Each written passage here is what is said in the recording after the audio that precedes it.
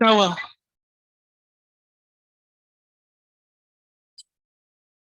अच्छा।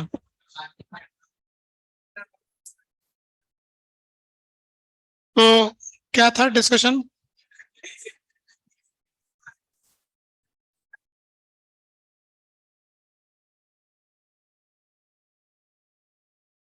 DPP number?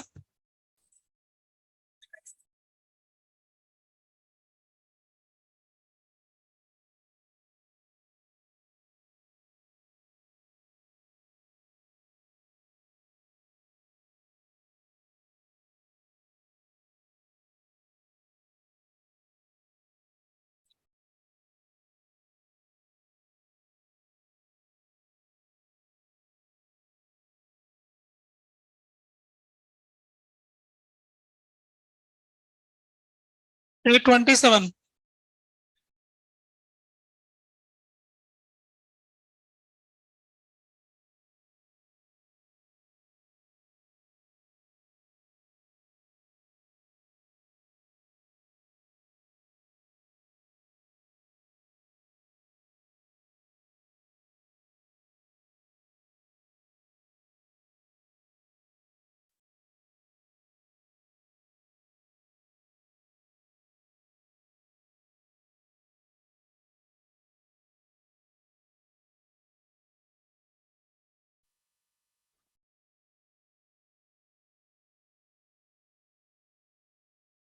तो हाँ, ये आंसर हो गए 27 के।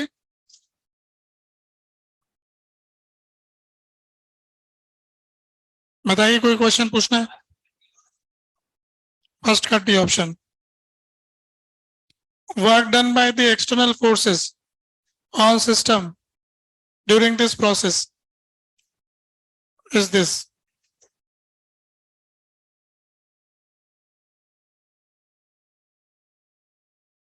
तो यहां से लेके वहां तक वर्क एनर्जी थ्योरम लगा देंगे। Work done by external, work done by gravity, work done by electric field बराबर चेंज इन काइनेटिक एनर्जी। तो ग्रेविटी का वर्क तो लिख ही लोगे, इलेक्ट्रिक फील्ड का वर्क लिख लोगे, चेंज इन काइनेटिक एनर्जी लिख लोगे, तो एक्सटर्नल का वर्क आ जाएगा। हो गया। और बताइए, टू का ए कैसे होगा? हम ये जानते हैं कि इस डिस्क में, ऊपर वाली डिस्क में एक एंगुलर वेलोसिटी ओमेगा है। तो उसका जो लोएस्ट पॉइंट है उसकी वेलोसिटी ओमेगा आर पीछे की तरफ, वी आगे की तरफ। टोटल वेलोसिटी उसकी जीरो होनी चाहिए कांटेक्ट पॉइंट की। तो वी बराबर ओमेगा आर। तो इससे ये आ गया। ठीक है, हो गया ये। और बताइए।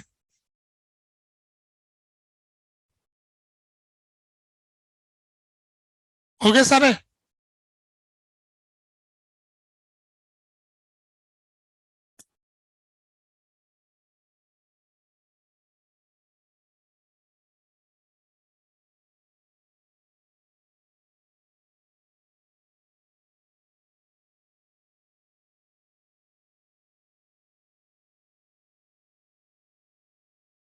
ठीक है।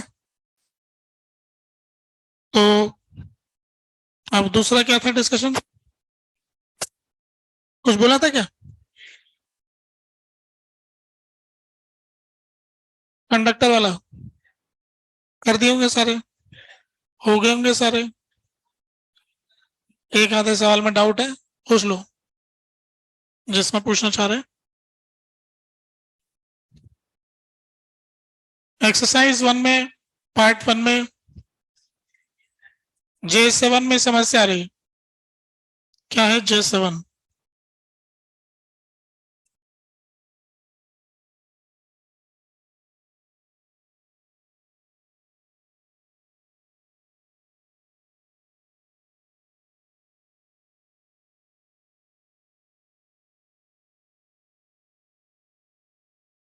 Question J7।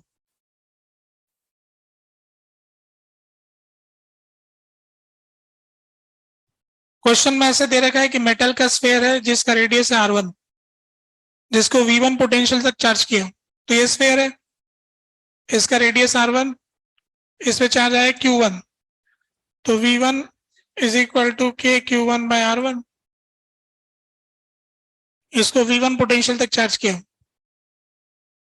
फिर लिखा है कि इसको अपन ने इसके अंदर रख दिया और फिर उसे कनेक्ट कर दिया। तो इसको इसके अंदर रखा, इस पे Q1 है और इसको कनेक्ट कर दिया, इस पे 0 है, तो क्या होगा, इसका सारा चार्ज इस पे चला जाएगा।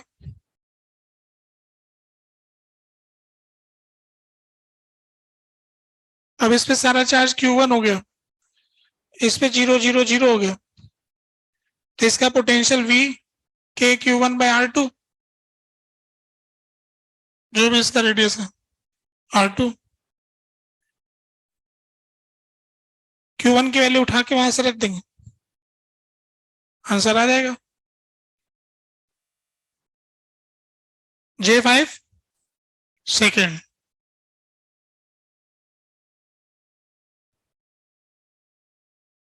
ये तो क्लास का एग्जाम्पल है ना। J5 जो है क्लास का एग्जाम्पल है, इसका आंसर भी रट गया होगा, सॉल्व किया था। सेकेंड वाला ही तो निकाला था, हीट का ही तो फॉर्मूला निकाला था मैंने। एक बार नोट्स के पन्ने पलटना। ये भी एक सवाल होता है कि हम सवाल ढूंढ सकते हैं कि नहीं अपने नोट्स, है ना।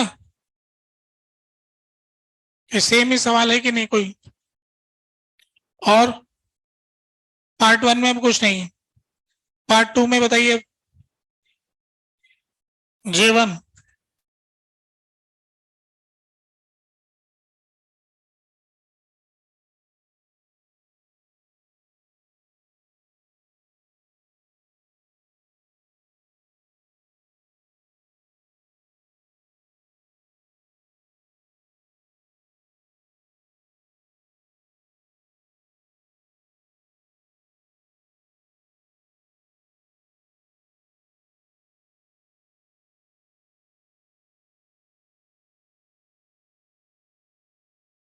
हम ये जानते हैं कि इलेक्ट्रिक फील्ड लाइन कंडक्टर के परपेंडिकुलर होती है और उसके अंदर से गुजरती नहीं है। कंडक्टर के परपेंडिकुलर होती है और उससे अंदर से गुजरती नहीं है। देख लो कौन सी है।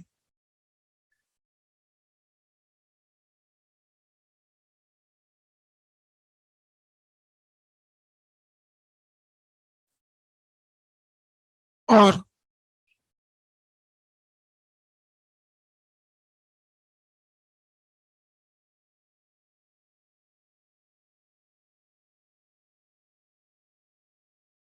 अगर चार्ज बाहर रखेंगे तो बाहर की सरफेस पर ही चार्ज आएगा, अंदर कुछ नहीं होगा,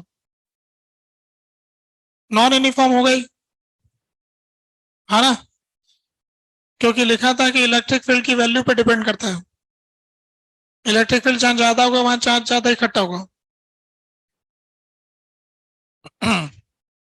और J7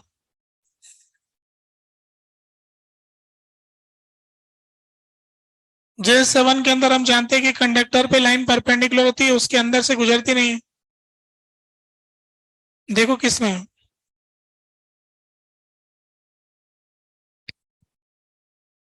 डी वाला, इसमें परपेंडिकुलर कहां दिख रहा है।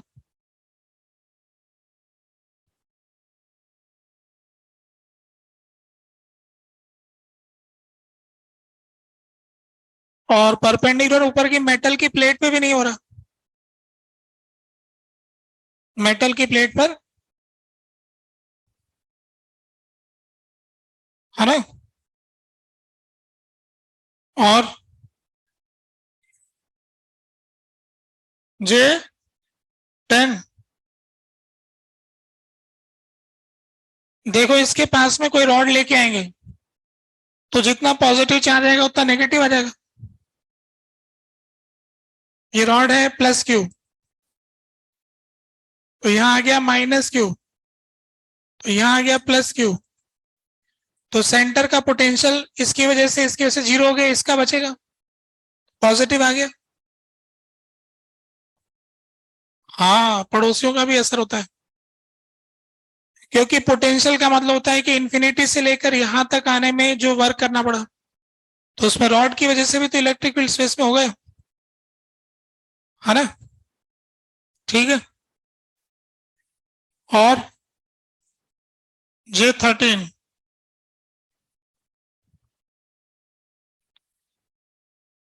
J13 में एक पॉइंट चार्ज दे रखा है। तो हमने ये बताया था कि जो सरफेस चार्ज डेंसिटी है वो इलेक्ट्रिक रेडियस ऑफ कर्वेचर के इनवर्सली प्रोपोर्शनल और इलेक्ट्रिक फील्ड के डायरेक्टली प्रोपोर्शनल। तो अब उसके हिसाब से देखेंगे, तो ए पॉइंट पास में तो इलेक्ट्रिक फील्ड वहां ज्यादा है और उसका रेडियस भी ज्यादा है, तो सरफेस चार्ज डेंसिटी कम, रेडियस के हिसाब से तो कम होनी चाहिए और इलेक्ट्रिक फील्ड के हिसाब से ज्यादा होनी चाहिए। ऐसा ही फिर बी के साथ होगा।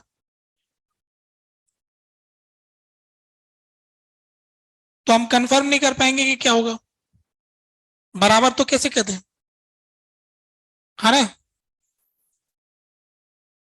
बाकी जो सही कह सकते हैं वो कह देंगे, पोटेंशियल तो एक होगा, कंडक्टर इक्वी पोटेंशियल है, conductor is equi potential body, उसके सारे पॉइंट्स का पोटेंशियल बराबर होता है। ए से बी तक जाएंगे तो कोई अंदर इलेक्ट्रिक फील्ड नहीं मिलेगा कंडक्टर के अंदर। ठीक है, हो गया फिर। और कुछ? J15, J15 नहीं बताएंगे अभी। ठीक है, और कुछ? बाकी तो हो ही गया ना। ये लो, आगे बढ़ते हैं, आगे पढ़ते हैं। अपनी क्लास में अपन ने क्या किया था, कंडक्टर के सवाल चल रहे थे। एक क्वेश्चन ये करते हैं,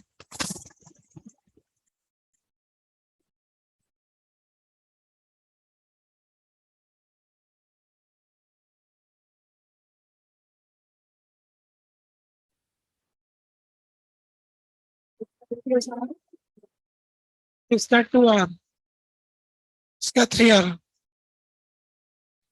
इसका 2Q, इसका -Q और इसका Q।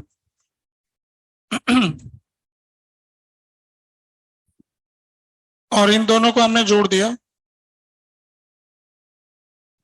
जोड़ने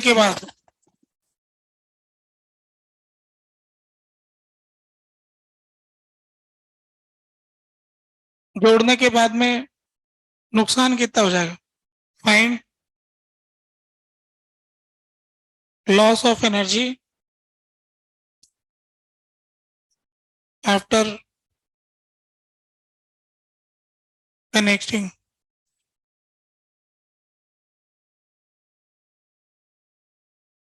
इनर मोस्ट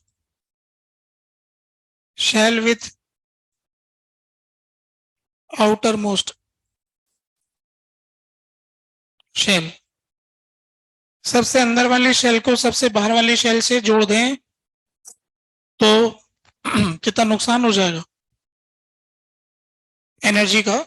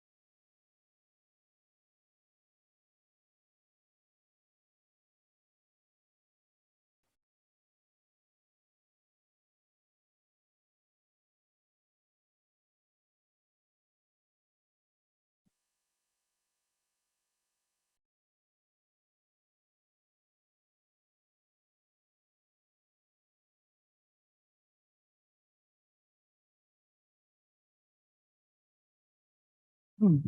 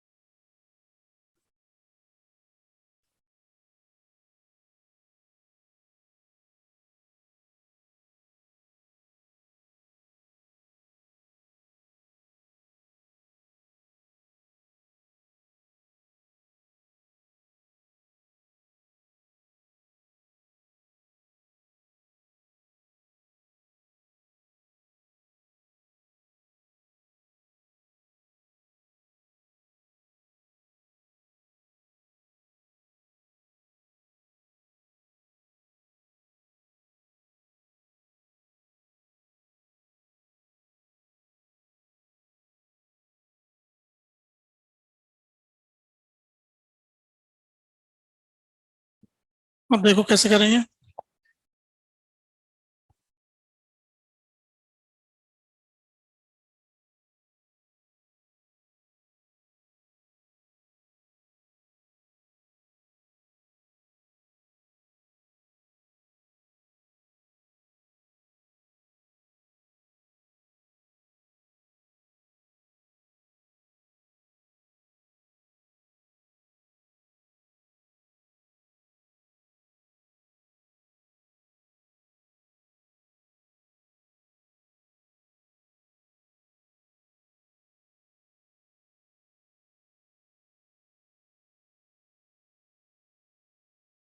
देखिए सॉल्यूशन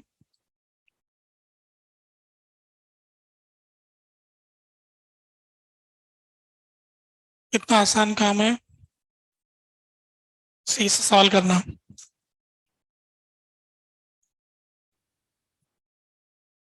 तो हमको ये मालूम करना है कि नुकसान कितना हो गया। तो सबसे पहला काम है कि हमें चार्ज पता करना पड़ेगा। तो जानकारी की बात यह कि बीच वाली शेल का चार्ज तो चेंज ही नहीं होगा, माइनस क्यू का माइनस क्यू बना रहेगा। अब अंदर वाली शेल का कुछ चार्ज चेंज हो सकता है, तो क्या माने, एक्स मानना चाहिए। तो बाहर वाली का 3q माइनस एक्स, इनका टोटल चार्ज कंजर्व रहेगा। अब हमको एक्स का वैल्यू निकालना होगा। क्या करें, इन दोनों के पोटेंशियल बराबर कर दें। तो V1 इक्वल टू V3, फिर V11, V12, V13, V31, V32, V33। 1 के पोटेंशियल को 3 के पोटेंशियल के बराबर करते हैं, जिनको जोड़ दिया, जिनको जोड़ा उनके पोटेंशियल बराबर। पोटेंशियल को ऐसे लिखते हैं, सबकी वजह से लिखना पड़ता है। तो 1 का पोटेंशियल 1 की वजह से के एक्स बाय आर, 1 का पोटेंशियल 2 की वजह से के माइनस क्यू बाय 2r। अंदर वही पोटेंशियल होता है जो सरफेस पर होता है। 1 का पोटेंशियल 3 की वजह से के 3q minus x upon 3r। अंदर वही पोटेंशियल होता है जो सरफेस पर होता है। अब 3 का 1 की वजह से के क्यू अपॉन 3r, के माइनस क्यू अपॉन 3r, और के 3q minus x upon 3r। ऐसा हो गया। तो ये वाला टर्म यहां से चल गया, के बाय आर सब जगह से गायब कर देते हैं। तो इधर बचा है x minus q by 2, x by 3 minus q by 3। अब इसको 6 से गुणा कर देंगे, तो 6x minus 3q 2x minus 2q 4x is equal to q, x is equal to q by 4। x का वैल्यू आ गया q बाय 4। है कि नहीं? इसका वैल्यू Q/4 आ गया तो फिर इसका भी आ जाएगा। तो इसका चार्ज आ गया Q/4, इसका -Q, तो इसका क्या हो गया 11 Q/4। इस प्रकार हमें मिल गया सबका चार्ज। अब एनर्जी का लॉस कैसे निकालेंगे? पहले की एनर्जी लिखेंगे, बाद की एनर्जी लिखेंगे, घटा देंगे, यही। अब लिखने आते नहीं, क्या करें? पहले की एनर्जी लिख रहे हैं, इनिशियल। तो एनर्जी कैसे लिखते हैं? ऐसे लिखते हैं U11, U22, U33, U31, U32, U12, ऐसे सारी टर्म्स लिख लेंगे। 1 की 2 की वजह से, 1 की 3 की वजह से, 2 की 3 की वजह से, 1 की 1 की वजह से सारी टर्म्स लिखते जाएंगे। तो U इनिशियल पहले 1 का लिखते हैं, तो K2Q का स्क्वायर अपॉन 2R,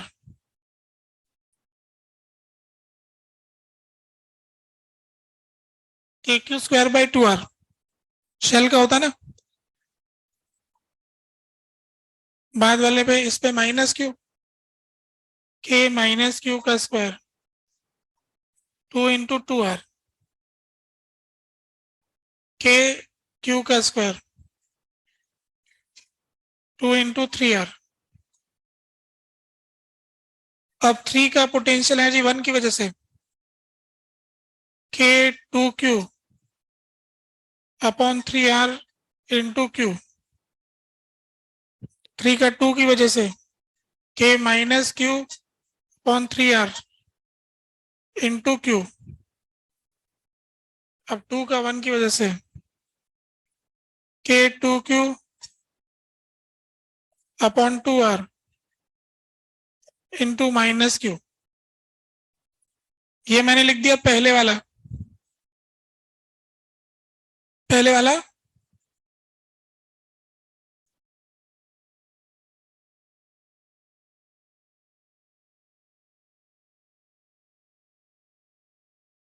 अब बात का भी लिखेंगे, ठीक है कि नहीं? बात का लिख देता है, बात का K/4 का स्क्वायर अपॉन 2R, K-Q का square 2 into 2R, K11Q/4 2 into 3R,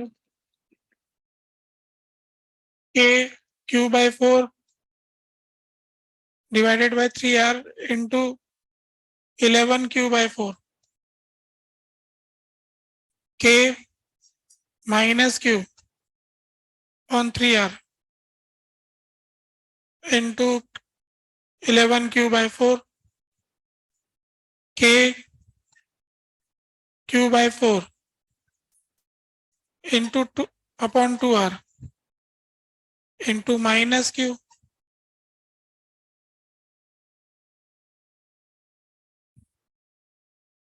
अब क्या करेंगे? घटा देंगे, बस आ जाएगा।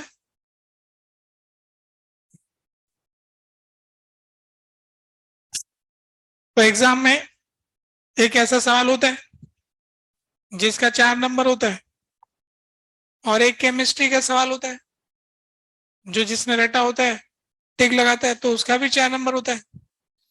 नंबर दोनों में 4 आ रहा है। अच्छा, इसमें क्या क्या गड़बड़ है? इस क्यू को निकालते वक्त इतनी सारी टर्म्स लिखी, एक भी टर्म गलत लिखी तो ये सब हिसाब गड़बड़ हो जाएगा, माइनस में जाना पक्का है ना? इनमें से एक भी टर्म गलत लिखी, सब सही लिखने के बाद इधर उधर करने में गलती कर दी तो भी ऐसा होगा, क्योंकि यहां से गलती होते फिर यहां आ जाएगी। इनमें से कोई भी एक टर्म गलत लिखी तो गलत हो जाएगा, घटाने जोड़ने में कुछ गड़बड़ हो गई तो ही गलत हो जाएगा, है ना? तो ये महंगा सवाल है। मतलब एक तो कॉन्फिडेंस, स्पीड और एक्यूरेसी सब चाहिए इसके अंदर, है ना। अब कुछ लोगों तो अभी भी नहीं समझ में आ रहा होगा कि क्या कैसे लिख दिया ये 3R नीचे कैसे आ गया, है ना। जबकि सब बताया हुआ है, पर वो याद नहीं रख पाते, भूल जाते हैं, है ना। इसके अलावा इसकी एनर्जी का नुकसान अपन स्पेस वाइज इलेक्ट्रिक फील्ड में चेंज हो गया उसके हिसाब से भी निकाल सकते हैं। यहाँ पे जितना इलेक्ट्रिक फील्ड पहले होता था उतना इलेक्ट्रिक फील्ड तो अभी भी है। यहाँ पे इलेक्ट्रिक फील्ड जितना पहले होता था अभी यहाँ चेंज हो गया, E1 डैश। यहाँ इलेक्ट्रिक फील्ड जितना होता था अब यहाँ पे चेंज हो गया, E3 वैसा का वैसा ही है। तो अपन ये कह सकते हैं कि इस इलाके की जो एनर्जी में चेंज आया और इस इलाके की एनर्जी में जो चेंज आया वही नुकसान है। तो अब इस इलाके की एनर्जी निकालना भी तो आना चाहिए, तभी तो निकाल पाएगा। अब जैसे इस इलाके की एनर्जी लिख के दिखाता हूँ, इस जगह पे क्या एनर्जी होगी। तो अपन टोटल लॉस डायरेक्ट लिखते हैं। इस इलाके की एनर्जी थी K2Q, K2Q का स्क्वायर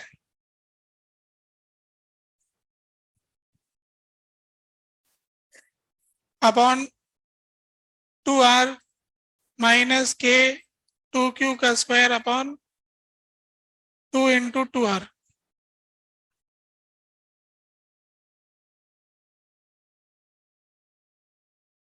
K स्क्वायर अपन को यहां से शुरू करना था। हाँ तो ये तो ठीक था, 2 इंटू 2R। ये तो हो गया पहले का एनर्जी, इसका इस इलाके का पहले का एनर्जी हो गया, माइनस इसी इलाके का बाद का एनर्जी। अब 2Q की जगह कितना चार्ज हो गया, Q/4 2R minus K into Q/4 का स्क्वायर 2 इंटू 2R। ये तो मैंने निकाला है इस इलाके में जो नुकसान हो गया, ऐसा ही इस वाले इलाके में भी निकालूंगा, प्लस अब इस इलाके में कितनी एनर्जी रहती थी पहले, 2Q माइनस Q हो गया, तो KQ square upon 2 into 2R minus KQ square upon 2 into 3R। इतना हुआ करता था माइनस, बाद में इन दोनों का चार्ज मिला के -3Q/4, K -3Q/4 का square 2 into 2R minus K -3Q/4 का स्क्वायर 2 इंटू 3R। इससे लॉस आ गया भाई, ठीक है। कौन सा मेथड बढ़िया है, पहले वाला, बाद वाला? दोनों ही नहीं कर पाते हम तो।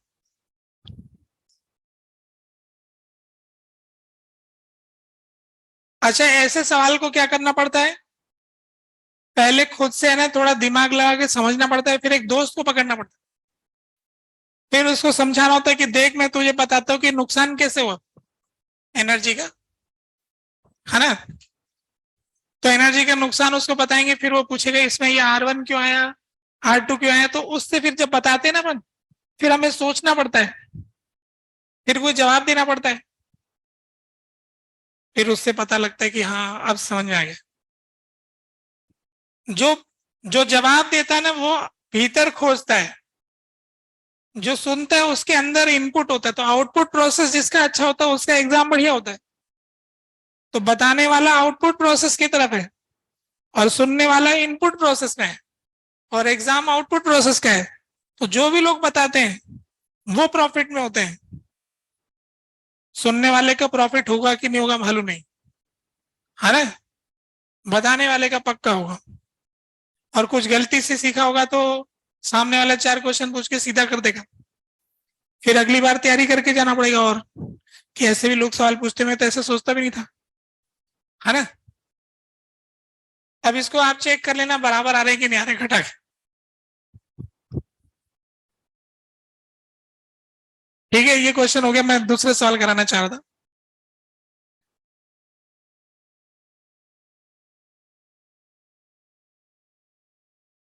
ये क्वेश्चन कीजिए।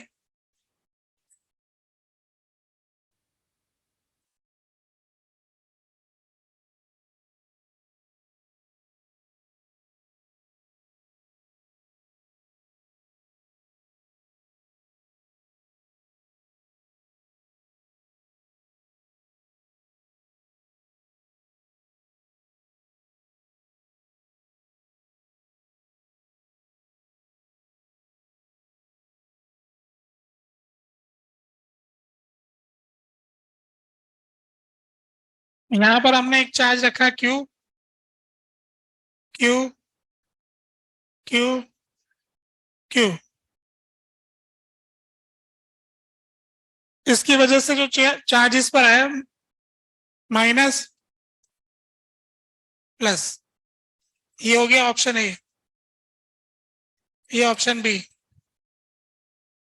इधर माइनस, फिर इधर प्लस, इधर माइनस, इधर प्लस। सी ऑप्शन, इधर माइनस, अंदर plus.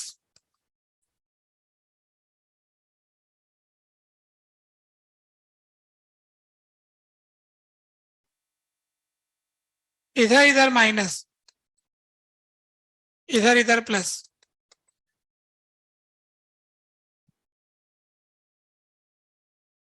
Which charge distribution is correct?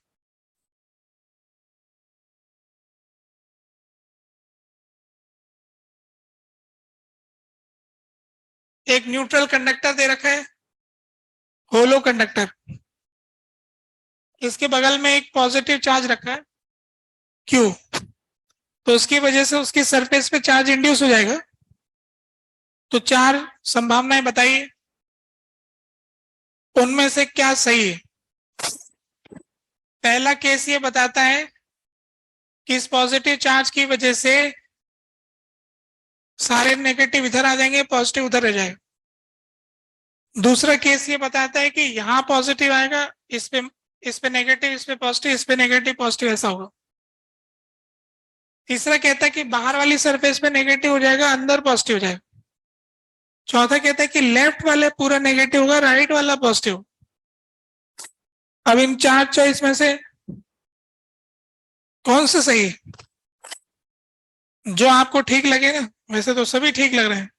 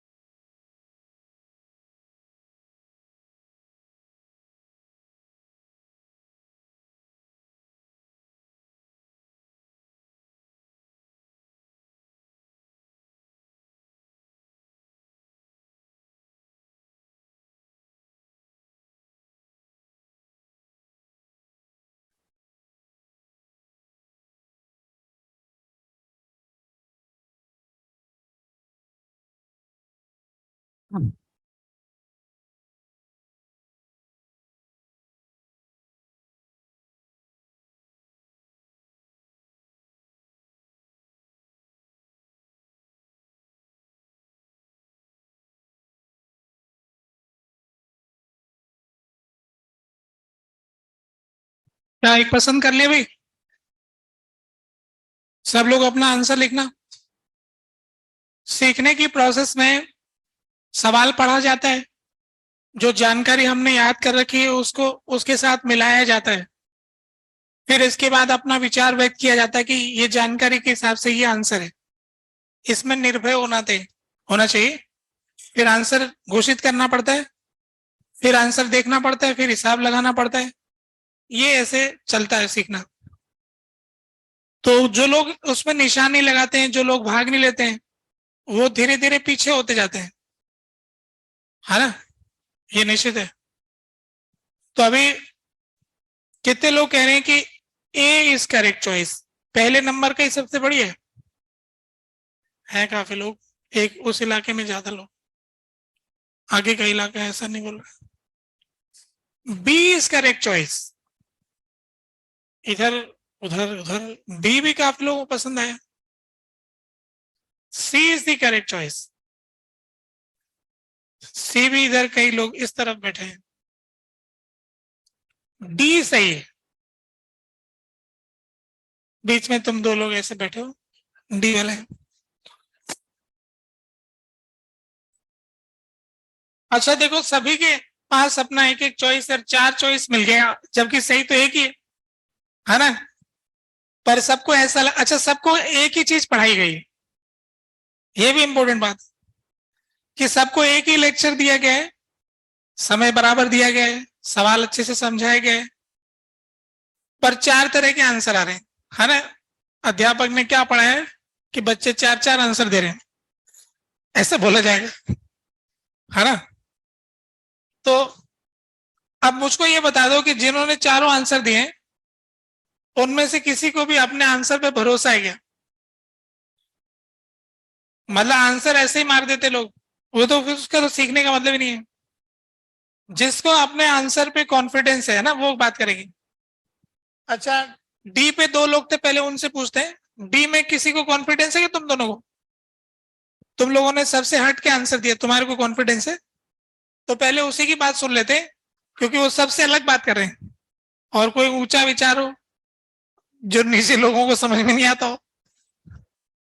ऊंचे लोगों की समझ में आता हो, है ना। सुनेंगे जरा, बताओ भाई। ठीक है। हाँ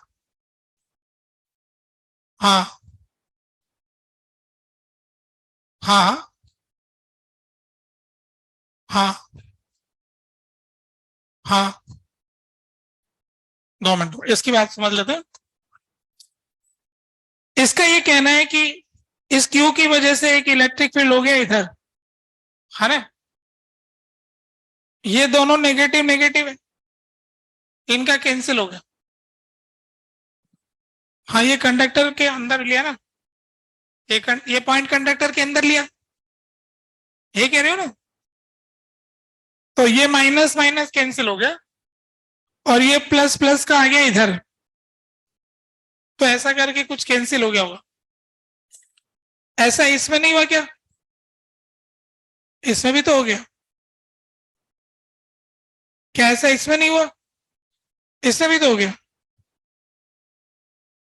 क्या इसमें नहीं हुआ? इसमें भी हो गया। बताओ तुमने ए क्यों नहीं पसंद किया, ए को क्यों रिजेक्ट किया, ये बता दो। डी, अब तो तुम्हारे डी वाली बात तो हमारे समझ में ऐसे आ रही है। अब बताओ कि तुमने ए पसंद नहीं किया क्योंकि ए को रिजेक्ट करते तक डी तक पहुंचोगे, डी तो आखिरी होता है, आखिरी से स्टार्ट किया।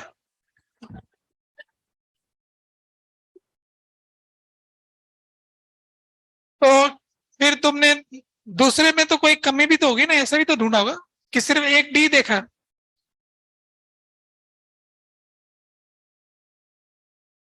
मतलब लॉजिक पूरा ऐसा नहीं है सब में, जो तुम अपना लॉजिक बता रहे हो ना, वही लॉजिक सब पे लग रहा है, फिर भी तुम किसी एक को पसंद कर रहे हो, इसका मतलब लॉजिक प्लस मन मर्जी, है ना। फिर लॉजिक खत्म हो जाता है, मन मर्जी में तो कुछ भी टिक मार दो, लॉजिक प्लस मन मर्जी इज मन मर्जी, है ना। बैठो। तो डी वालों में कोई दूसरे साथी, कोई लॉजिक नहीं है, मन मर्जी, ठीक है। अब इसके बाद में सी वाला कौन था भाई? सी वाली पार्टी में कोई एक भी, सी में तो काफी लोग थे, सी में कुछ कहने वाले कोई भी एक विद्यार्थी, इतने सारे लोग थे, इनमें से कोई एक, कोई भी कॉन्फिडेंस में नहीं सी वाले। तो भीड़, इससे पता चलता है कि दुनिया कैसे चल रही है ना, सब धोखे में चल रहे हैं। वो सोच रहा है कि वैसा कर रहा है, मैं भी ये कर लेता हूँ। पता चल रहा है कि उसको भी घाटा हो रहा है, पूरी दुनिया को ही घाटा हो रहा है। पर घाटा होने में टाइम, इतने दिन, साल बीत जाता है। तो सी, अच्छा तुम्हारे को कहना है कुछ, ठीक है बताओ। अब सी को समझेंगे भाई, है ना। सी वाला ये वाला है ना, ठीक है। कंडक्टर में चार्ज सरफेस पर आता है और चारों में सरफेस पर ही दिखाया गया है। इस लॉजिक से आगे बढ़ेंगे।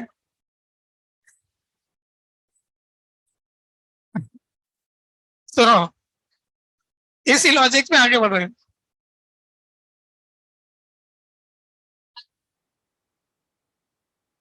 क्या कहना है, फिर से बोलो। हाँ, ये जो पॉजिटिव चार्ज है, ये पॉजिटिव चार्ज है। हाँ, नेगेटिव, सभी में नेगेटिव है। इसकी वजह से नेगेटिव आया, चारों में आया, सरफेस पर आया। आगे बोलो। ये किसने बताया? सरफेस पर रहता, अभी तो स्टेटमेंट दिया सरफेस पर रहता है, सभी में सरफेस पर है। और माइनस का ही आया है जो तुम कह रहे हो ना, उसके हिसाब से माइनस में आया ना। और क्या कहना है इसके अलावा? माइनस का जो चार्ज था इस पे आ गया, इस पे भी आ गया। ये कैसे कहा कि अंदर प्लस आएगा और बाहर माइनस ही माइनस होगा? इसके लिए क्या लॉजिक दिया? माइनस इधर आया तो प्लस इधर आया, माइनस इधर आया तो प्लस इधर आया, माइनस इधर आया तो प्लस इधर आया, माइनस इधर आया प्लस उधर आया, माइनस बाहर आया तो प्लस अंदर आया। सब में ऐसा कुछ हो रहा है। अब यही क्यों पसंद आ रहा है? मन मर्जी हो रही, बैठो। लॉजिक खत्म होने के बाद मन मर्जी चालू। तो अभी इसमें सी वाले में भी कोई नहीं बचा, सी की टीम भी आउट हो गई। बी में भी बहुत भीड़ देखी थी हमने, पर उनमें कोई एक भी है क्या दिमाग वाला, या मन मर्जी वाले लोग हैं? तुम बोलना चाहोगे उधर, है ना, उसकी बात सुनेंगे हम। क्यों पॉजिटिव है, बिल्कुल सच्ची बात है, वो नेगेटिव को अट्रैक्ट करेगा। सही बात है, सभी में आ गया। आगे बोलो।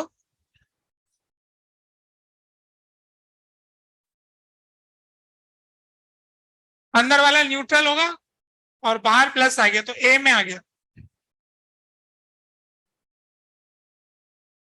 हाँ, वही कह रहा हूं कि ये नेगेटिव था, ये पॉजिटिव आ गया और अंदर वाला न्यूट्रल है।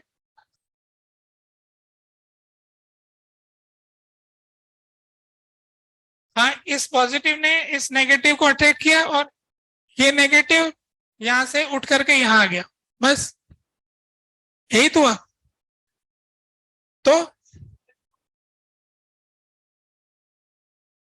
ये जो पॉजिटिव चार्ज है इसने नेगेटिव बुलाया, तो ये यहां से उठ करके यहां नेगेटिव गया। क्यों कह रहे हो?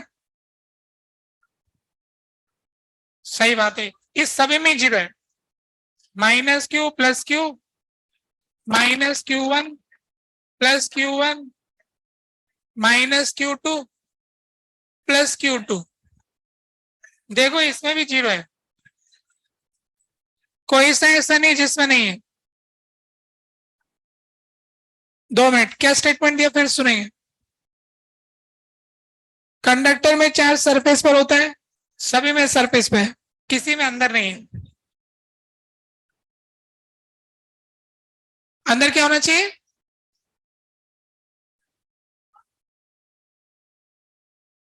सही बात है।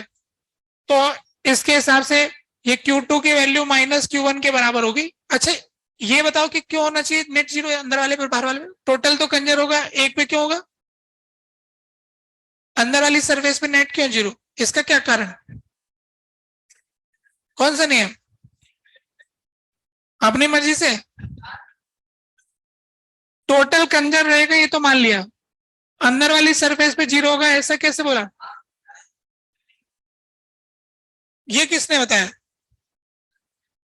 कहाँ बताया हमने? ऐसा तो कोई स्टेटमेंट नहीं लिखा। ऐसा मर्जी से मान रहे हो? बैठो। नहीं बता पा रहे हो? मन गढ़ंत विचार बना रहे हैं। अब तुम कुछ बताना चाहोगे इधर से? हाँ।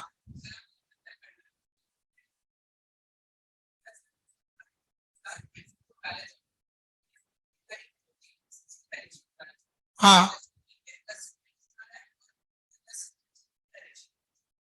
बी वाले में, हाँ बी वाले में इस प्लस की वजह से इलेक्ट्रिक फील्ड ये हो गया, और इस प्लस और इस माइनस का ये हो गया, और इस प्लस और इस माइनस का भी थोड़ा इधर हो जाएगा, टोटल मिला के तीनों का जीरो होगा यूं।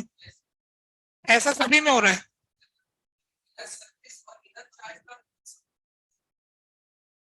तो इनर सरफेस और इनर चार्ज का भी जीरो होना चाहिए, तो इसका तो इसमें जीरो नहीं आ रहा है। अभी देखो इन दोनों की वजह से यहां निकालेंगे, है ना? तो इसका प्लस और इसका माइनस, तो प्लस तो 500 बढ़ गया, इसका तो ज्यादा हो गया, इसका तो कम हो गया, तो इनका तो जीरो नहीं हुआ। हाँ कोई भी डेंसिटी हो तो भी जीरो तो नहीं हो पा रहा है, क्योंकि यहाँ पर ये चार्ज के पास में पहुंच गए, यहाँ इससे दूर है, तो कुछ तो नेट आ ही जाएगा। पॉजिटिव के पास हो ना, तो जो तुम्हारा जो स्टेटमेंट है वो तो लग ही नहीं रहा इसमें, ऐसा तो लग नहीं पा रहा है। और इस हिसाब से तो दूसरे भी लग जाएंगे, है ना? नहीं सेटल हो रही बात, बैठो। तो अभी तुम रह गए बी के समर्थन में, डी के समर्थन में। चलो भी डी के सपोर्ट में एक और आया कोई, देखते हैं इसकी कोई बात में दम है क्या, बोलो डी के बारे में।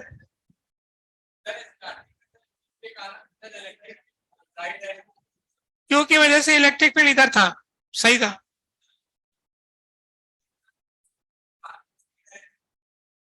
हाँ इधर पॉजिटिव चला जाएगा। हाँ। हाँ तो ऐसा क्यों नहीं होगा? एक साइड नेगेटिव इकट्ठा हो गया, एक साइड पॉजिटिव हो गया, ए में हो गया नहीं तो। हाँ सभी में जीरो हो रहा है ऐसे, इसमें भी हो गया। हाँ। हाँ। हाँ। कहाँ पर? कहाँ पे नहीं ले? जैसे यहाँ पे गॉसियन सरफेस लिया तो जीरो हो गया, तो ई जीरो हो गया, तो क्यू जीरो आ गया ना अंदर। जीरो है ना? है ही नहीं, हमने तो दिखाया नहीं। बोलो। ऐसा इसमें भी बनाओगे तो इन दोनों का सम जीरो हो गया, इसमें तो है ही नहीं इसलिए जीरो हो गया। सभी में तो हो रहा है, इसमें नहीं हो रहा है, इस वाले में नहीं हो रहा है। सी सी के रिजेक्ट कर रहे तो, सी वाला तो तुमने रिजेक्ट किया कि गॉस लो लगा दिया, तो इस जगह पे ई जीरो तो क्यू इन जीरो होगा, तो क्यू इन जीरो होगा तो ये नहीं हो सकता है, यानी सी तो गलत हो चुका है। डी कैसे? क्योंकि इन दोनों का सम जीरो हो जाएगा।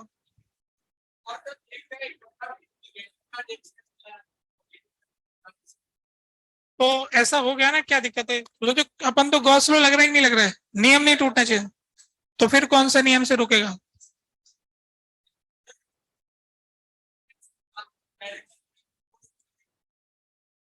हाँ जैसा कि ए में हो रहा है यही ना, ए में तो और अच्छा हो रहा है ना,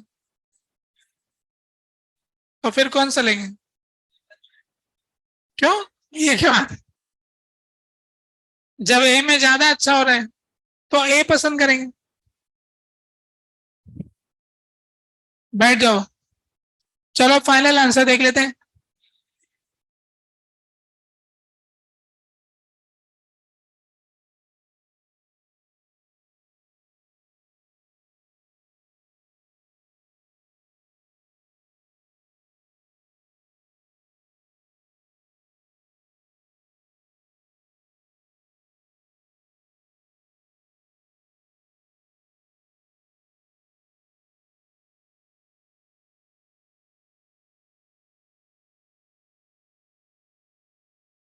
देखो जो बात बताने वाली, बात कुछ इस तरह से है कि ये जो भी चार्जेस है अंदर, सपोज करो कि इसके अंदर वाली सरफेस में प्लस चार्ज है, तो जो प्लस से लाइन शुरू होगी वो माइनस पे खत्म होगी। अगर और कंडक्टर से तो जा नहीं सकती, अगर उसी कंडक्टर से उसी कंडक्टर पे लाइन खत्म हो रही तो पोटेंशियल डिफरेंस आ गया, तो पोटेंशियल डिफरेंस नहीं आना चाहिए, मतलब अंदर चार्ज नहीं आना चाहिए। अंदर कभी भी चार्ज आ गया तो अच्छा, प्लस वाले में तो जो चार्ज की लाइन शुरू होगी तो लाइन तो रास्ता ही ढूंढती रह जाएगी, जाऊं कहां पर, है ना। प्लस से जो शुरू हुई वो माइनस ढूंढती रहेगी, माइनस पे खत्म कहां हूं, है ही नहीं माइनस, तो सबसे बेकार तो सी ऑप्शन है ना।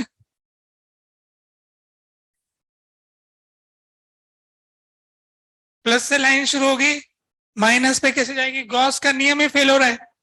ये गॉसियन सरफेस बनाएंगे, यहाँ पे फ्लक्स जीरो है, क्यू इनसाइड जीरो होगा तो इसका क्यू इनसाइड ही जीरो नहीं आ रहा है ना। सी वाला केस तो संभव ही नहीं है। अब इन सब में ये वाली बात गड़बड़ हो गई, प्लस से माइनस इलेक्ट्रिक फील्ड जाएगा, तो ये भी गलत हो गए।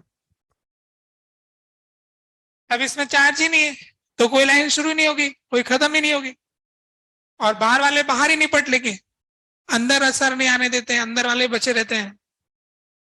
तो बाहर वाले चार्जेस की वजह से सिर्फ बाहर की सरफेस पर ही चार्ज आता है, अंदर नहीं आता है। अंदर सिर्फ तभी चार्ज आता है जब अंदर कोई चार्ज रखा होता है, ये याद रखने वाली बात हो गई, है ना। बाहर की सरफेस पर चार्ज मतलब बाहर वाले चार्ज की वजह से सिर्फ बाहर की सरफेस पर ही चार्ज आता है, क्योंकि बाहर वाली सरफेस के चार्ज बाहर वालों से निपट लेते हैं, ऐसा स्टेटमेंट था ना। बाहर वाली सरफेस के चार्ज बाहर वालों से निपट लेते हैं, तो बाहर वालों से निपटने के लिए बाहर की सरफेस पर ही चार्ज चाहिए, ठीक है। तो बाहर वालों की वजह से अंदर की सरफेस पे चार्ज नहीं आएगा, अंदर जो भी होगा उस पर उसका असर ही नहीं पड़ेगा।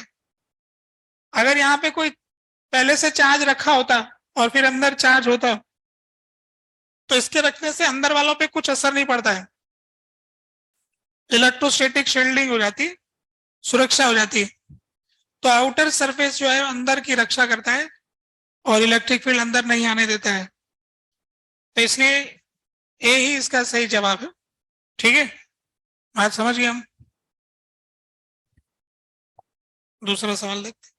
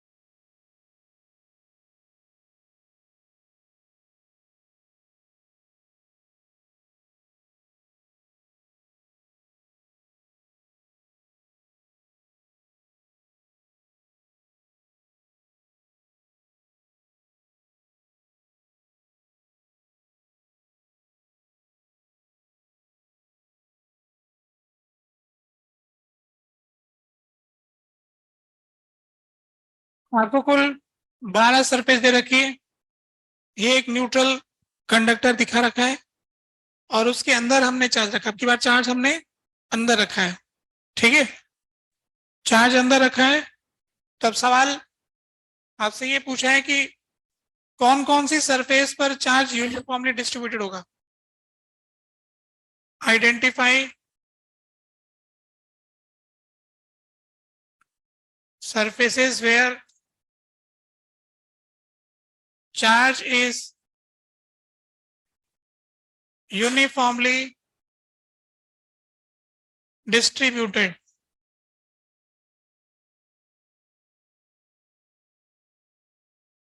वो सरफेस आइडेंटिफाई कीजिए जहां पर चार्ज यूनिफॉर्मली डिस्ट्रीब्यूट होगा।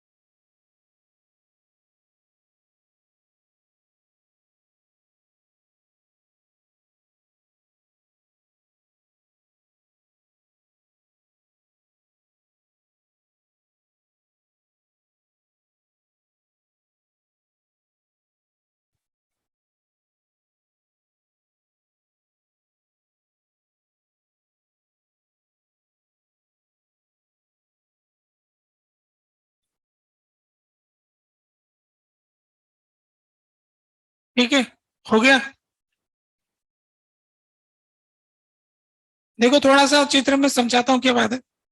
ये तो एकदम सेंटर पे रखा है, हाँ ये थोड़ा साइड में रखा है, ये सेंटर पे रखा है, ये थोड़ा साइड में रखा है, ये सेंटर में रखा है, अब इसे कोई सेंटर होता नहीं, यही रखा है।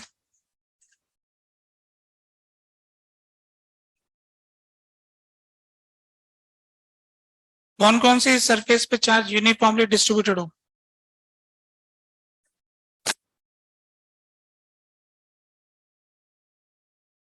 हो गया ना। कौन कौन सी सरफेस बता रहे हो बताओ भाई। S1, S2, S4, S5, S10,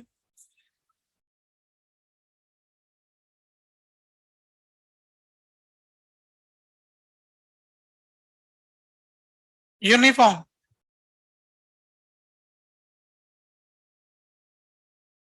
तो कुछ और कहना चाह रहे हो। S4 में नहीं होगा, पता नहीं है कैसे है ना।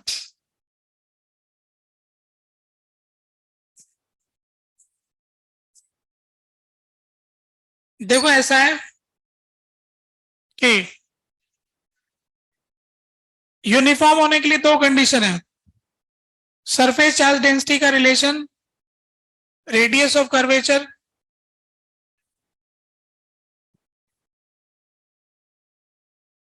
और इलेक्ट्रिक फील्ड दोनों पे डिपेंड करता है। अदर्स दूसरों का इलेक्ट्रिक फील्ड, तो जिसका सरफेस ही एक जैसी रेडियस रखेगा उसी पे सरफेस चार्ज डेंसिटी यूनिफॉर्म होने की संभावना होगी। तो दोनों चीजें चाहिए, इलेक्ट्रिक फील्ड एक जैसा होना चाहिए और सरफेस का रेडियस एक जैसा होना चाहिए। जिस जिसमें ऐसा होगा ऐसा हो जाएगा। तो सबसे पहले ये जो क्यू चार्ज है इसकी वजह से S1 सरफेस पे जो आने वाला चार्ज है वो होगा -Q। ऐसे यूनिफॉर्मली डिस्ट्रीब्यूटेड होगा क्योंकि इसकी रेडियस एक जैसी है और इससे चार्ज बराबर दूरी पर है। तो इसकी जो लाइनें यहां से आएंगी वो इसके ऊपर परपेंडिकुलरली जाएंगी और एक जैसी होंगी, और ये जो टोटल सरफेस का चार्ज होगा वो माइनस क्यों होगा? इस सरफेस का चार्ज माइनस क्यों होगा? क्योंकि ये न्यूट्रल है, तो बाहर वाली सरफेस पे प्लस क्यों आ जाएगा? तो अंदर चार्ज रखने से बाहर चार्ज आ जाता है, ये तो हम जानते हैं, पर बाहर चार्ज रखने से अंदर चार्ज नहीं आता। अंदर हमने चार्ज रखा तो बाहर की सरफेस पर आ गया, पर बाहर चार्ज रखा तो अंदर की सरफेस पर नहीं आता। अब क्योंकि ये एक जैसे डिस्टेंस पर था और एक जैसा रेडियस ऑफ कर्वेचर था, इसलिए ये वाला यूनिफॉर्म हो गया, S1 इज यूनिफॉर्म। अब S2 सरफेस से बाहर वाला है, तो अंदर वालों का असर तो बाहर होता नहीं है, एक जैसी रेडियस है और अंदर वालों का कोई इलेक्ट्रिक फील्ड नहीं है, तो वो यूनिफॉर्मली डिस्ट्रीब्यूट हो जाएगा, तो S2 भी यूनिफॉर्म होगा। अब इसमें क्या होगा कि नॉन यूनिफॉर्म हो जाएगा, यहां पर पास में आने से इलेक्ट्रिक फील्ड ज्यादा होगा, तो यहाँ पे ज्यादा चार्ज जमा होंगे, तो इलेक्ट्रिक फील्ड लाइंस ऐसी कुछ होंगी, तो यहां पर माइनस माइनस माइनस,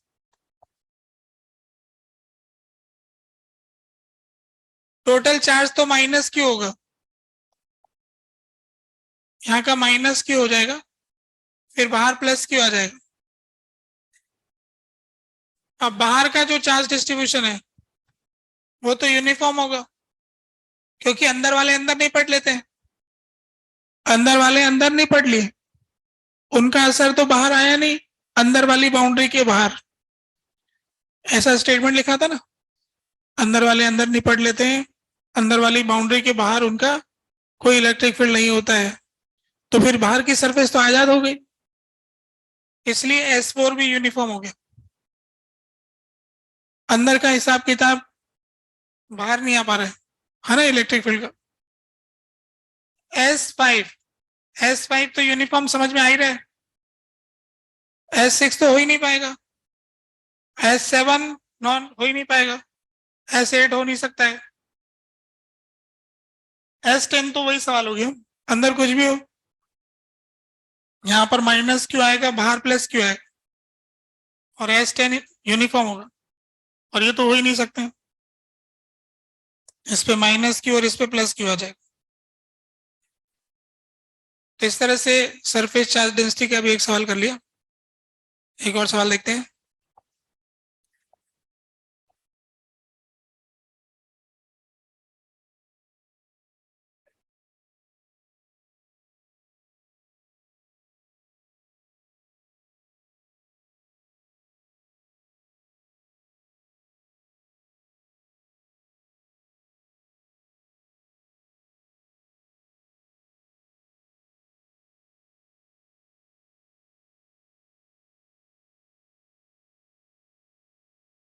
एक ए पॉइंट है कंडक्टर के जस्ट अंदर है, जस्ट इनसाइड है ना, और ये कंडक्टिंग स्फीयर दिया हुआ है, कंडक्टिंग न्यूट्रल स्फीयर, ये एक पॉजिटिव चार्ज दे रखा है यहाँ पर, है ना, ये Q का पॉजिटिव चार्ज दिया हुआ है। अब अपन को पता क्या करना है इसमें, कि इसकी वजह से इस पे जो चार्ज इंड्यूस होंगे ना, उसका इलेक्ट्रिक फील्ड निकालना है।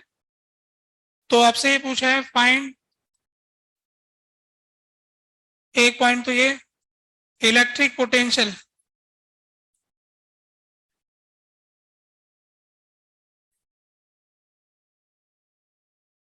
of induced charges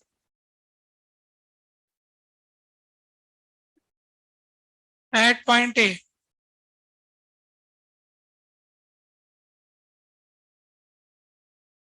electric field of induced charges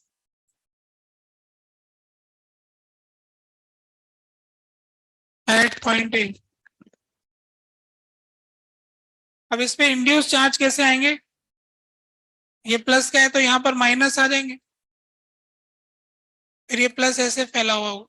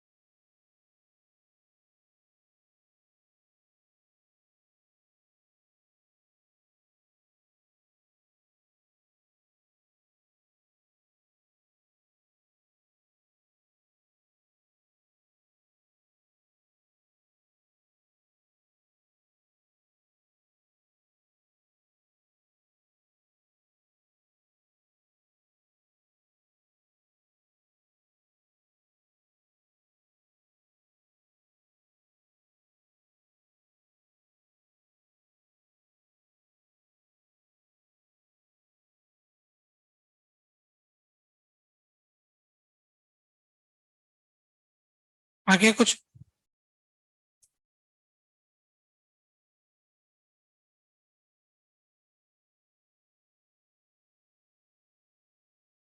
देखो इसका जवाब।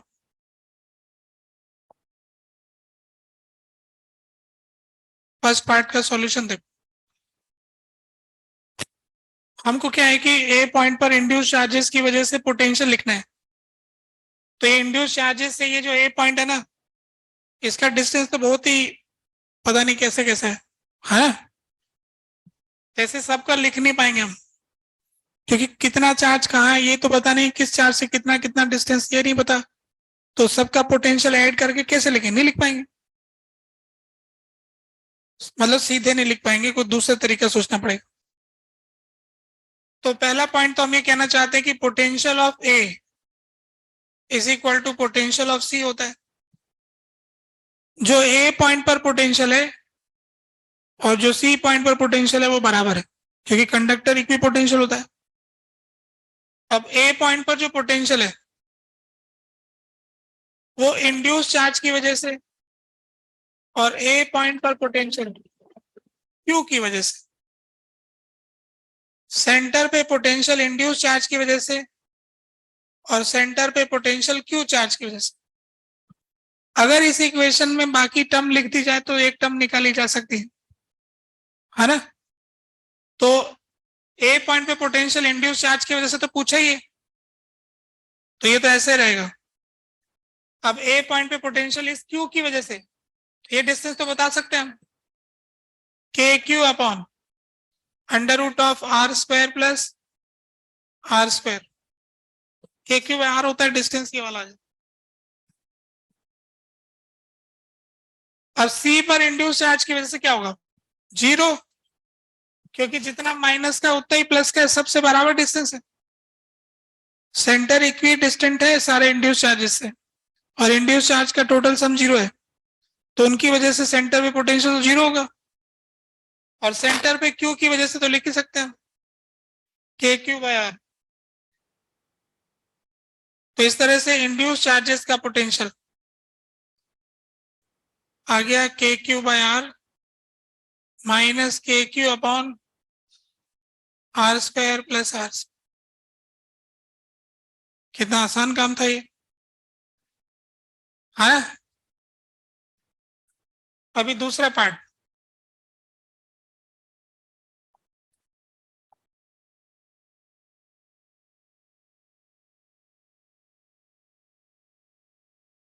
अब अपन को ए पॉइंट पे इलेक्ट्रिक फील्ड निकालना है। तो हम जानते हैं कि ए पॉइंट पे जो इलेक्ट्रिक फील्ड क्यू चार्ज की वजह से और इंड्यूस चार्जेस की वजह से मिला के तो जीरो होगा। कंडक्टर के अंदर इलेक्ट्रिक फील्ड जीरो होता है, तो इंड्यूस चार्ज का electric field minus of electric field of Q हो जाएगा। तो इस क्यू की वजह से इलेक्ट्रिक फील्ड देखोगे आप, तो इसको यहां से ज्वाइन करोगे तो क्यू का इलेक्ट्रिक फील्ड होगा उस तरफ, ये हो गया इलेक्ट्रिक फील्ड ऑफ क्यू। तो इंड्यूस चार्ज का इलेक्ट्रिक फील्ड इधर हो जाएगा, और क्यू का इलेक्ट्रिक फील्ड हम जानते हैं कि कितना होता है, के क्यू अपॉन डिस्टेंस का square, r square plus r square हो गया, k q by r square plus r square. ऐसा आंसर आ गया। ठीक है, ये जानकारी भी हो गई।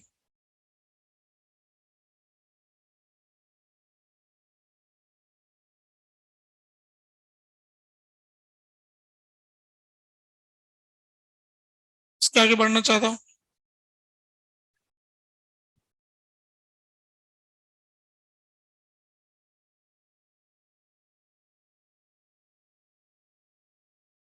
एक टर्म डिफाइन किया गया, इलेक्ट्रिक प्रेशर।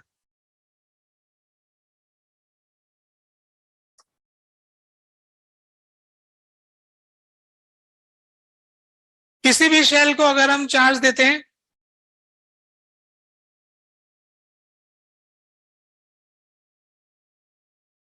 तो उस चार्ज की वजह से वो शेल जो है एक्सपांड करना चाहते हैं। अपनी रेडियस को बढ़ाना चाहती है। जैसे किसी शेल में हवा भरते तो हवा भरने से शेल का साइज बड़ा होता है, या हवा के प्रेशर की वजह से फुटबॉल फूली रहती है, हटा देते तो पिछक जाती है। तो ऐसे ही ये जो पॉजिटिव चार्ज है ये आपस में एक दूसरे को रिपेल करते हैं, तो उससे शेल फैलना चाहती है। तो वो वैसे ही हो गया जैसे कोई प्रेशर जनरेट हो रहा हो इसके साइज को बढ़ाने वाला। तो प्रेशर का फॉर्मूला हर कोई जानता है, क्या होता है? DF perpendicular upon area. Surface पे आने वाला perpendicular force divided by area, है ना। सरफेस पे आने वाला perpendicular force divided by area pressure होता है। तो हमें क्या करना है कि एक छोटा सा हिस्सा लेना है, ये वाला। मान लेते हैं कि ये छोटा सा हिस्सा ले लिया। अब इस छोटे से हिस्से पर बाकी सब की वजह से जो भी फोर्स आ रहा है वो यहां रख देंगे। तो इस छोटे से हिस्से का चार्ज dq मान लेते हैं और दूसरों के इलेक्ट्रिक फील्ड को अदर लिख लेते हैं।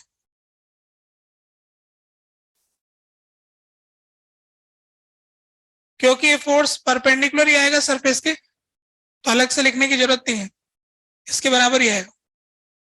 तो प्रेशर की वैल्यू आ जाएगी dq into E other divided by area. तो सिग्मा इंटू दूसरों का इलेक्ट्रिक फील्ड। दूसरे कौन होते हैं? अपने को छोड़ के, है ना। खुद को छोड़ के बाकी सब दूसरे होते हैं। तो जिसके ऊपर फोर्स निकालते हैं इसको छोड़ करके बाकी दूसरे हैं। तो ये दूसरों का क्या इलेक्ट्रिक फील्ड होता है ये पता करने की बात आ गई अब। तो ये जो हमारी शेल है उसी का एक टुकड़ा है, उसी के बाकी टुकड़े को दूसरा कह रहा है।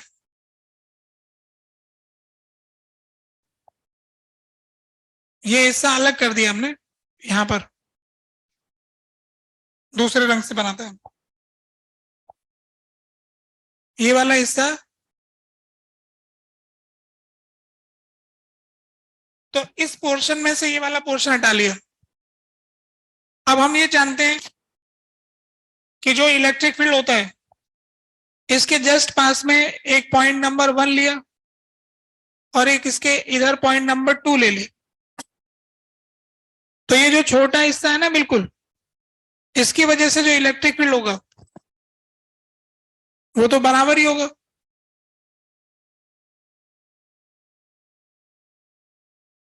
इसका इलेक्ट्रिक फील्ड दोनों तरफ बराबर होगा। इसके इलेक्ट्रिक फील्ड को मैं लिख लेता हूं ई डी ए, छोटे एरिया का है ना। छोटे एरिया की वजह से आने वाला इलेक्ट्रिक फील्ड, छोटा सा टुकड़ा लिया है, उसका इलेक्ट्रिक फील्ड दोनों तरफ इक्वल होगा। और इस बड़े हिस्से की वजह से ये हो गया ई अदर।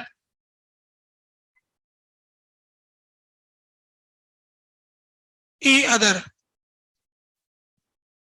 ये तो पॉइंट 1 और 2 पे बराबर ही होगा, क्योंकि 1 और 2 में कोई डिस्टेंस ही नहीं है, बिल्कुल पास पास में ना।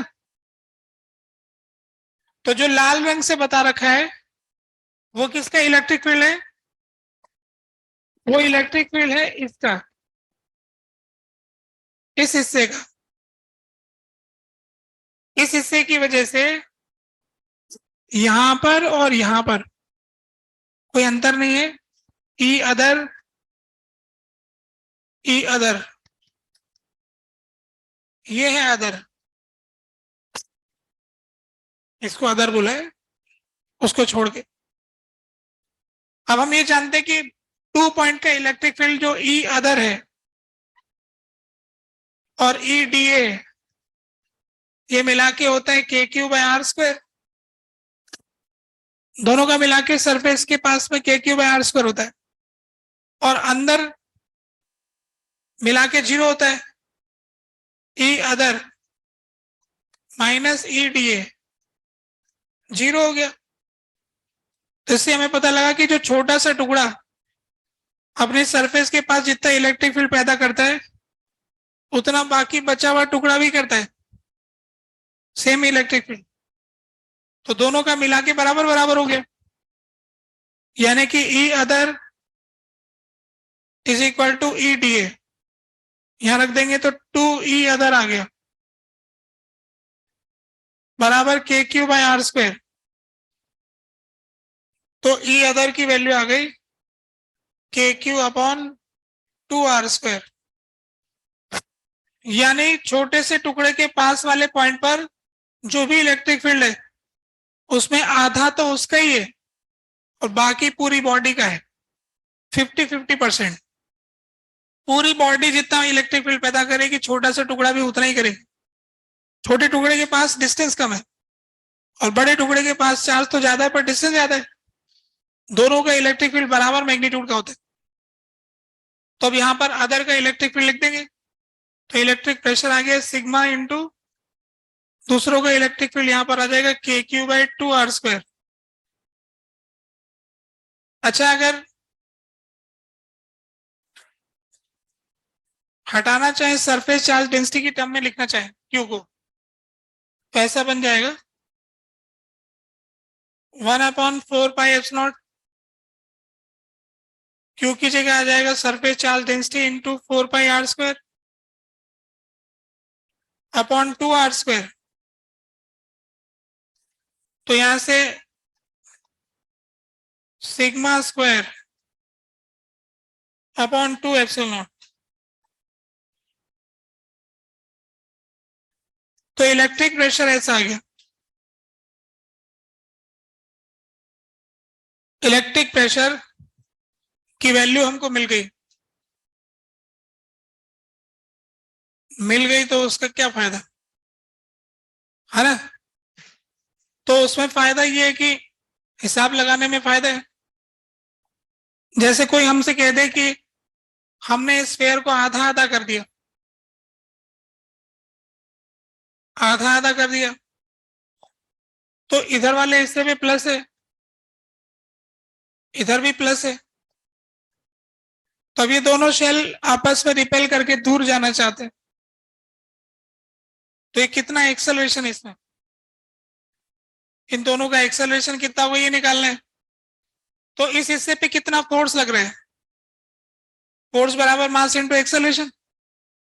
अगर फोर्स निकालना चाहते तो प्रेशर इंटू प्रोजेक्टेड एरिया, सामने आने वाला एरिया, क्योंकि प्रेशर का फोर्स तो ऐसे जाएगा, उसके कंपोनेंट करने पड़ेंगे। प्रेशर की वजह से जो लगने वाला फोर्स है वो ऐसा होगा। हमें तो नेट फोर्स देखना है तो वो तो इस तरफ आएगा। तो फोर्स हो जाएगा प्रेशर इंटू प्रोजेक्टेड एरिया। तो प्रेशर तो होता है सिग्मा स्क्वायर बाय 2 और प्रोजेक्टेड एरिया हो गया πr², जो डिस्क का एरिया होगा। तो इस तरह से अपन को पता लग गया कि एक हिस्सा दूसरे हिस्से को धक्का मार रहा है। तो ऐसे प्रेशर के कॉन्सेप्ट से कुछ कैटेगरी के सवाल हम कर सकते हैं। अब यहां रोकना पड़ेगा। कंडक्टर की बातें खत्म हो गए बहुत सवाल। बाकी तो वैसे ही इतने बता दिए कि इसी में मिक्स हो जाएंगे बहुत, मतलब माइनस मिल जाएंगे। देख रहा ना, सब लोगों के अलग अलग आंसर आ रहे हैं। अपने मर्जी के कोई कोई स्टेटमेंट बनाता रहेगा, तो जितने स्टेटमेंट है उनसे अनेक स्टेटमेंट बन जाएंगे और फिर कुछ भूल जाएगा, है ना, फॉर्मूला भूल जाएगा। तो कुल मिला के सारे सवाल गलत होते जाएंगे। फिर लगेगा कि इलेक्ट्रोस्टैटिक्स हमारे काम का नहीं, है ना। हर चैप्टर एंड होते होते ऐसा लगने लग जाता है। तो अब अच्छे से आप उन स्टेटमेंट को याद रखो, अच्छे से करो। होमवर्क के लिए अब कंडक्टर का क्या रह गया, अब एक्सरसाइज 2 के क्वेश्चन कर लो, डायपोल को छोड़ के। डायपोल के सवाल मत करना, बाकी कर लेना, क्योंकि काफी कुछ तो पहले कर चुके हो, है ना, कोई दिक्कत नहीं आएगी। सिर्फ एक्सरसाइज 2 दिया है, ज्यादा नहीं दिया है, ओनली 2 दिया। अरे उसमें दे रखा होगा ना पहले ही। कुछ थोड़ा बीच में से छांट छांट के तो दे ही दिया था पहले ही। हाँ तो वो होंगे, ज्यादा नहीं होगा देखना, सिर्फ कंडक्टर ही तो रह रहा है।